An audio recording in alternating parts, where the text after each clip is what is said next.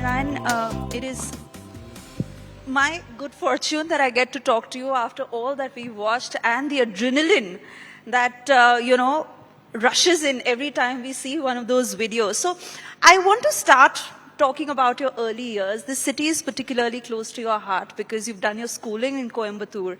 How were the formative years of your life, and how far was your father an inspiration who was a champion rally driver himself? Good afternoon, everyone. Thanks for having me at the India Today Conclave. Yes, I'm very much part of this city. Was born here, raised here, and until my 10th standard, studied in the Staines Higher Secondary School. Coimbatore means a lot to me, and I've been living quite a lot away from the city. But like any modern city in India, we're growing fast, and a lot of infrastructure that's coming along. And there is even a new racetrack which is not too far away from here. A lot of things, exciting things are happening in Coimbatore. I want to talk more about that, but really to talk about your early years, your schooling, your father as an inspiration, and to be India's first Formula One driver. It must have taken a lot given the lack of resources back in the day. Yeah, you can imagine, racing right now in India, has a lot of focus, especially on Formula One, because what Netflix has done to it in the last 4 years, of course, the Formula One movie itself, but, trying to, the aspiration of wanting to be a Formula One driver from Coimbatore in the 90s, where nobody had done really international motor racing. It was a huge challenge. It was definitely not a walk in the park, but I went through a lot of struggles, and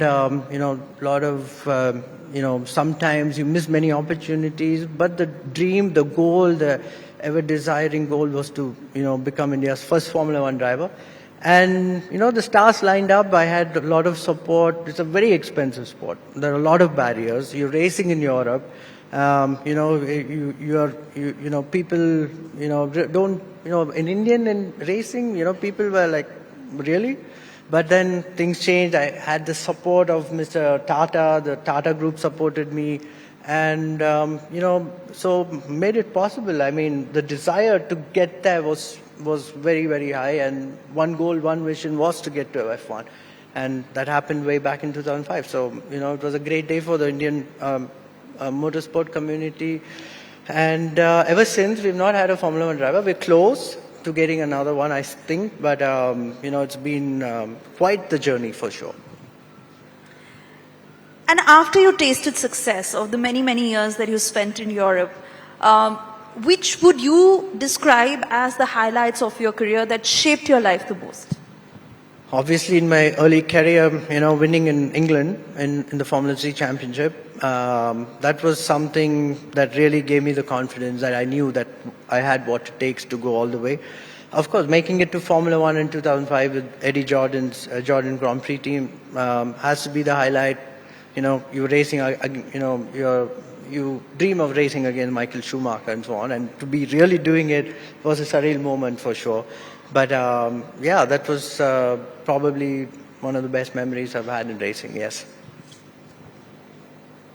You have raced alongside the legends of global motorsport, and for any aspirant, they would crave to kind of have the global exposure that you've had. What did you take from them? The commitment and the dedication of how hard these athletes work. They might be talented, but they use their talent and all the tools that are given to them in a very constructive way and focus the energies on that. That's how you achieve success. And nothing comes simple in life. Everything is, you need to work hard at it.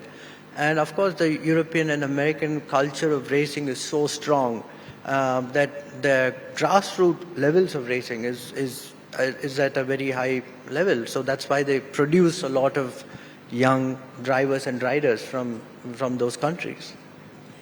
How do you train your mind before you get into a race? Is there a sense of fear that creeps in, of any uncertainty that lies ahead of you? How do you remember those years? yes, racing is still a very dangerous sport, and the fear factor is always there in the back of the mind, and you have to respect the sport, or else it will bite back very badly at you. Not only you put others at risk, but thankfully the tracks and the cars, are all become much more safer. The last fatality in Formula One was way back 10 years ago. Jules Bianchi lost his life at the Japanese Grand Prix, or the accident, severe injuries led to his eventual passing away. But it's a sport where by the time I made my debut in Formula One, fitness was something which was very there was a lot of focus on fitness. Simulators had become, just started coming into the sport.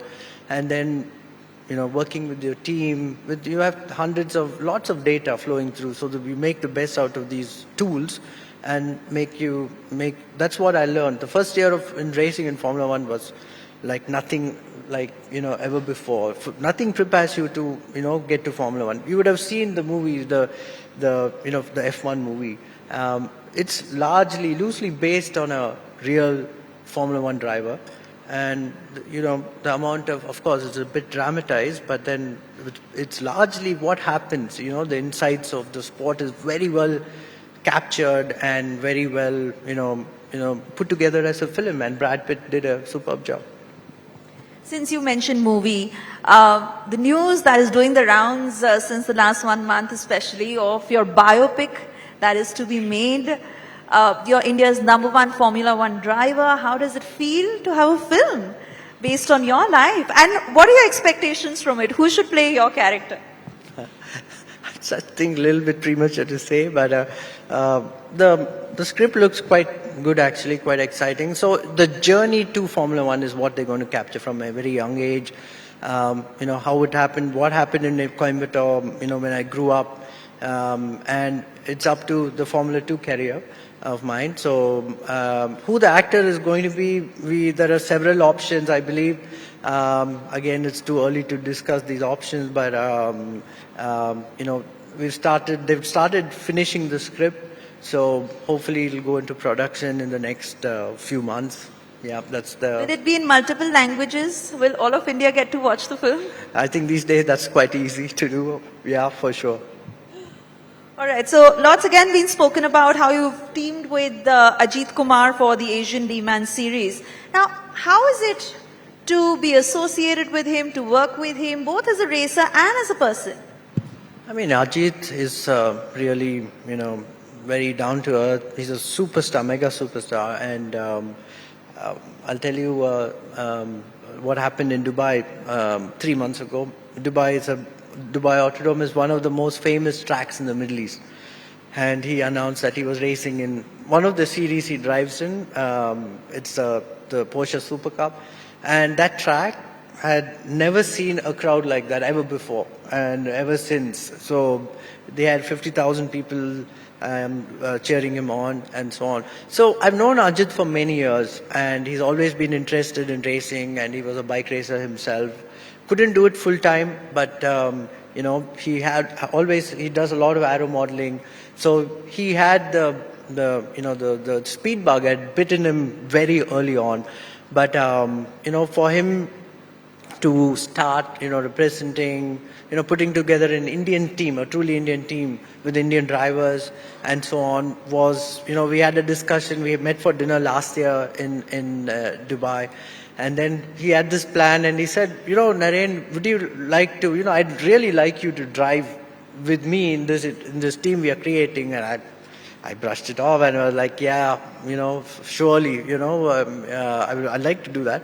Nothing happened. 6 months later, he called me and said, let's do this. It is the Asian Le Mans series, which if you drive well and if you get certain results, you'll qualify as an Indian team to represent in the 24 Hours of Le Mans in France in June. So that's the goal. We're all working hard towards it. Last 18 months, he's been putting a lot of effort into his driving. As I told you, nothing comes easy. He was very talented, gifted driver, but he has to go through the what you need to. A lot of, he's had his fair share of incidents and so on, but he's come out of all of that. He's become a much better driver, very competitive driver. So, yeah, I'm really looking forward to it. Our first race is in December in Sepang in Malaysia, after which in Abu Dhabi, and then hopefully we'll qualify. And, a lot of things are planned, and he's a great guy, very, down to earth and easy to get along with. And he wants to learn off, a lot of, on the driving tactics and so many other things which go with racing from professional drivers like us. Wonderful. And it's the passion for racing that brings the two of you together. In fact, he has the most wonderful things to say about you in all his interviews where he mentions you. Tell us about that first meeting that the two of you had. How long ago was it? And while he was focusing on his acting career, how did he keep in touch with you and tell you that, this is something I really want to take on? Yeah, I mean, as I told you, we met way back just early 2000s, I think 2001 or 2. By the time, of course, he'd known about me racing in Formula 2 at that time, World Series, which is an equivalent to Formula 2. And so we were in touch for a long time, and he actually started driving in a professional series at that time. So I used to give him a lot of tips because I knew the tracks in England, and we were constantly in touch, and that's when I knew he was a very genuine character, really down to earth, and loved speed, and always wanted to help the motorsport community, and he tried doing that way back in the early 2000s, and then went back into acting for many years. Of course, we were, always we were in touch, and then this opportunity came along, and I could never say no, and it's so genuinely happy for him and for myself to be doing this racing together. How would you describe the state of Indian motorsport today in comparison to when you started? Because earlier there was a driver, there was a team, there was a Grand Prix. What is it today, and how do you think we need to pull up our socks? Yeah, like you said, there was an Indian driver in me, there was an Indian team, Force India, there was an Indian Grand Prix. Now all this is gone, and we are back to basics. Why? Because, possibly, we were, it was very too early. The exposure wasn't so much to the sport. It's still a very, very, very niche sport in India, but then the focus on Formula One is globally has been so big that it's also had an effect in India, and there's a lot of Formula One fans through Drive to Survive. There are a lot of subscribers for watching the Formula One races, and the F1 movie has done its bit. So suddenly everybody's talking about Formula One, and so I think it's only a matter of time before the motorsport ecosystem kind of gets back into its feet and starts growing. Of course, the go-karting scene in India has always been there, but parents have seen these other documentaries on F1, and now they're pushing the children, or the children themselves have a lot of interest. So that's gaining a lot of momentum. But then that is the kindergarten of motorsports. Two-wheeler racing has become very popular. There are a lot of one-make series. TVS has promoted a one-make series, which is very popular. So if you see the riders and drivers in India, there are quite a few of them. It's just giving them the opportunity to go make themselves globally known. So that's going to take a bit of time, but certainly that ecosystem is getting built nicely, I feel. You've also now changed gears, turned entrepreneur with DriveX. You're wearing its shirt. How do you describe this experience? Is it like starting a whole new race altogether? It's much more difficult than racing, for sure. But it's a very competitive environment. We are in the pre-owned refurb. We've built a pre-owned refurb platform for two-wheelers. And for us, fortunately, TVS Motor Company came on board. They invested heavily into the company. They created a lot of infrastructure. And within a short period of 4 years, we've gone on to become the largest pre-owned two-wheeler platform in the country. So, which is quite a challenging task to do. But yeah, it's a very exciting journey. There are many parallels between running a business and the sport of Formula One. So, I was exposed to this, this entrepreneurial skill very early on. And why did I do this? I had to do something in the auto ecosystem because that's what my exposure is. And so yeah, that's given me insights into the business and really enjoying it. Was based out of Bangalore for quite a few years. And yeah, really built this company, but now it's gone on to the next level with the TVS Motor Company investing a lot more into the business. So yeah, this is really challenging, but it's extremely insightful. And yeah, I'm to become an entrepreneur was I think was a great journey as well. Why didn't you think of starting DriveX probably at an earlier stage when you were at the peak of your racing career? It would have probably scaled differently. Do you think so? And what is the vision for DriveX in the next 5 years? Well, I could never have done it earlier because you're traveling the globe, and any business, any startup, you need to be there, hands on. You need to do, you need to wear many hats, and that's how the business grows.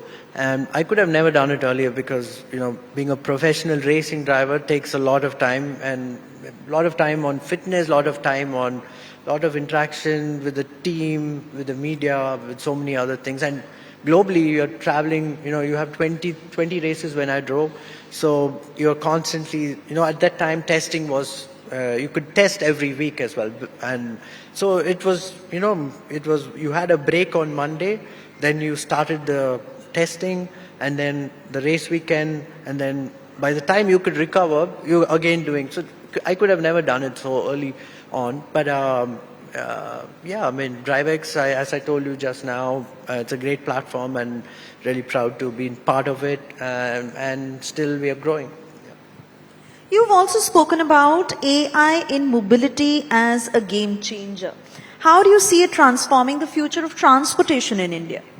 I think the biggest contributor to this ADAS technology for our Indian roads is how it's going to become much more safer. The environment is going to become much more safer. I always say, in India, if you, for example, we have the highest accidents, highest deaths in road accidents, from road accidents, and so on. But our infrastructure is, you can see the roads, they're getting a lot better. You can see the vehicles, they're getting a lot faster, and so on. But the civic sense of driving and riding is still very poor.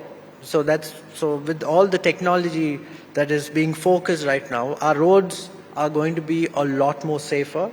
I always, 10 years ago, I used to say the racetracks are much safer than our Indian roads. But thankfully, that is changing. And, we're going to have this, I think, basically, we're going to have much safer roads in the next, not too far from now, not next 4 or 5 years.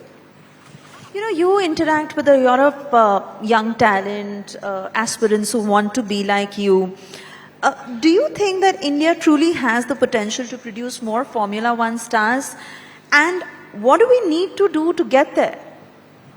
Well, India thrives largely in a sport like cricket because the infrastructure has been there for many years. And of course, the barriers to get into the sport is a lot easier. But having said that, football is catching up. Other sports are also being given opportunities. Motorsport, be it four-wheelers or two-wheelers or, any kind of motorsport, the equipment itself is quite expensive. So there are a lot more entry barriers. So we need more corporate support. Of course, the duty structure for go-karting, for example, they're not built, professional go-karts have to be still imported. The duty structures are so high that it is an expensive sport in Europe. And then when it comes to India, you add the duties, just, way beyond the means of many people here. And I wish that could, become slightly better. And I think we already, as I told you earlier, a lot of drivers and riders who are aspiring to be professionals in the sport, and it's a great sport. I think, matter of time before the corporate world and some sort of, government incentives could happen in the near future, I hope. And our federation is very actively trying to, build this ecosystem. At the start of this interview, you had spoken about the new racing track that you're helping build, and you're also involved in COAST, which is about 10 minutes from here, you said. How are you now contributing to making this a reality when it comes to aiding the young aspirants? Yeah, well, as I told you earlier, I helped to design a racetrack, not too far from here. It's about 10-15 minutes from this location. It's a grade 2 facility which is still under development, but primarily it's being used for development of new R&D vehicles and so on. Racing, it's going to take a little bit more time, but the go-karting infrastructure is completed, and we've had some national races here. We've been trying to put this together for a long time.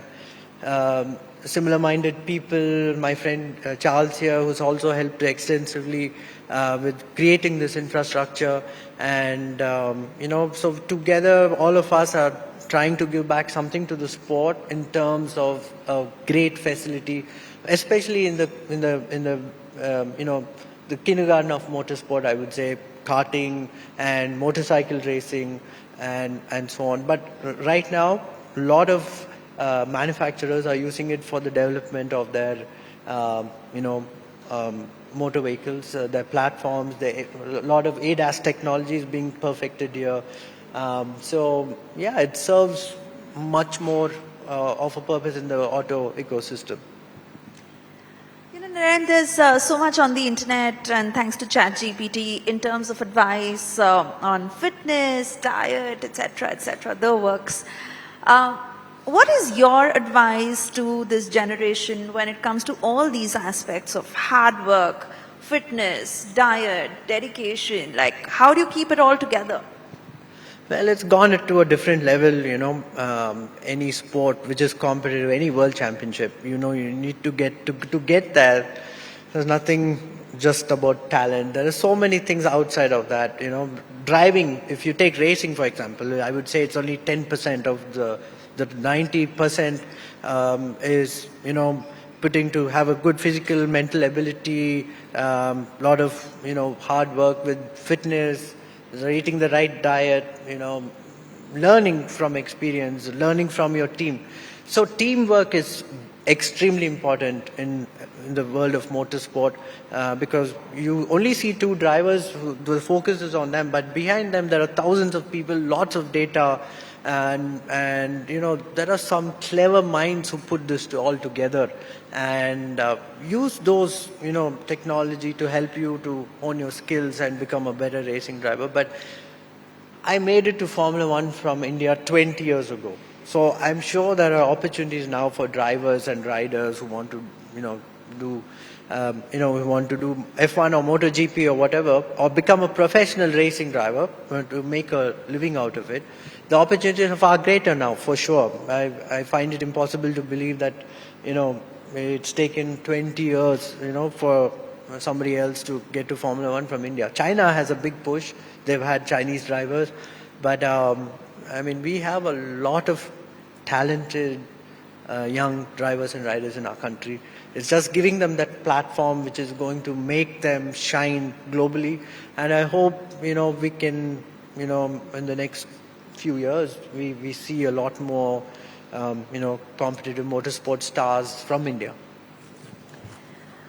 How much do you miss those races, the adrenaline rush, the tough circuits, that very busy life, and how do you space it out now? What do you do in your free time? I don't watch too much of Formula One because I don't have time, and or I can keep up with the rules. They keep changing every weekend, so it's confusing. But this year it's been so dominant. McLaren Piastri and Norris have dominated it, and suddenly you can never count out Verstappen from nowhere. Yesterday he won the race in Monza, but the Formula One title, the constructors is almost decided, and it will be between these two drivers. So apart from that, I focus on my business, and we are trying to create and finish this racing infrastructure as soon as possible. So it gives other people a chance to drive something locally, which is built up to a very, very high grade to international standard. Narain, we are coming to the end of this session, and I want to end by asking you, Pullela Gopichand said that sports in India remains prohibitively expensive for ordinary athletes. Yeah, absolutely. From your experience, how do you see this challenge, and what can we do to make sports a viable livelihood in India? Sports is very important for for young people growing up, because it puts a lot of discipline in you from a very early age, and in a sense gives you a lot of activity to do outdoors. And now today we're at an age where everything happens at your fingertips, but then it gives you a lot more focus, it gives you a much better way, a much better healthy lifestyle going forward. So yeah, the emphasis should be on promoting sport, and for that you need a lot. I can speak about my sport, motorsport. There's a lot more focus on it. There is a lot of leagues which have come up recently. There's the motocross league, there's the Indian Racing League. So people are seeing, there is exposure. Only if you have exposure do corporates come on board to support it. So things are changing. So I think, the future seems to be quite bright. And, as I said earlier, I would love to contribute whatever from my side to, help develop the next generation of racers from our country. We wish you all the very best for that. And we want to thank you for being here. It's been wonderful talking to you. Let's have a huge round of applause for Narain Karthikeyan and this wonderful conversation we've had with him. Thank you very much. Thank you.